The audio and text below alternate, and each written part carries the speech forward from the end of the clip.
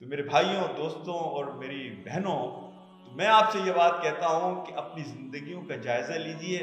اللہ نے اس زندگی کے ڈرامے میں ہمیں بڑا محدود وقت دیا ہے، اور ہمارا کردار بھی اللہ سبحانہ و تعالیٰ نے اس کا تعین کر دیا ہے۔ اب آپ اپنی پرفارمنس کو دیکھیے کہ اس دنیا کی 40 50 60 سال کی جو زندگی ہے ہماری، اس میں ہم کیا کردار ادا کر رہے ہیں۔ اگر کردار یہ ہے کہ جو ایک جانور کا کردار ہوتا ہے کہ کھایا پیا، اپنی اولاد کی پرورش کی اور دنیا سے چلے گئے، تو پھر ہمارے بارے میں قرآن یہ کہتا ہے کہ ہم جانور سے بھی بدتر ہیں۔ ہم اشرف المخلوقات ہیں، ہم اللہ کی بہترین مخلوق ہیں۔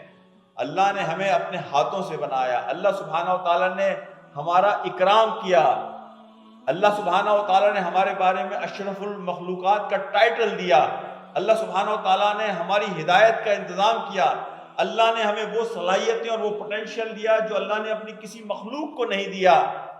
تو میرے بھائیوں، دوستوں اور میرے ساتھیوں، اس بات کا تقاضا ہے کہ ہمیں سمجھنا چاہیے کہ ہماری زندگی کا مقصد صرف نشستن گفتن برخاستن نہیں ہے، ایک ٹائم پورا کر کے گزر جانا نہیں ہے، بلکہ اس وقت کا بہترین استعمال کرنا ہے اور اس شرمندگی سے اپنے آپ کو بچانا ہے کہ جو آخرت کے دن کی شرمندگی ہے، کہ جب میں اور آپ اللہ کے سامنے کھڑے ہوں گے۔ اسی لیے دعا کا جو تیسرا حصہ ہے، جس میں حضرت ابراہیم اللہ سبحانہ و تعالیٰ سے فرماتے ہیں وَجَعَلْنِي مِن وَرَثَةِ جَنَّةِ النَّعِيمِ، یعنی ان ساری چیزوں کے بعد کہ تو مجھے حکم ادا فرما، یعنی وزڈم دے کہ میں صحیح کو صحیح اور غلط کو غلط کی پہچان کر سکوں، میں ایک صالح معاشرے کو قائم کرنے کی کوشش کر سکوں، اور میں زندگی میں ایسے کام کر کر جاؤں کہ جن کاموں کے نتائج بھلائی اور خیر میرے جانے کے بعد بھی جاری رہے۔ اس ساری جد و جہد اور کوشش کے بعد پھر وہ عاجزی کے ساتھ اللہ سے دعا کر رہے ہیں وَجَعَلْنِي مِن وَرَثَةِ جَنَّةِ النَّعِيمِ، یا اللہ آخری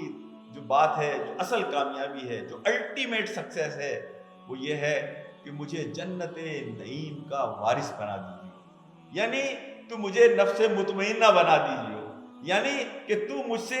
خوش ہو جانا۔ یا اللہ بس یہی میری الٹیمیٹ دعا ہے تجھ سے۔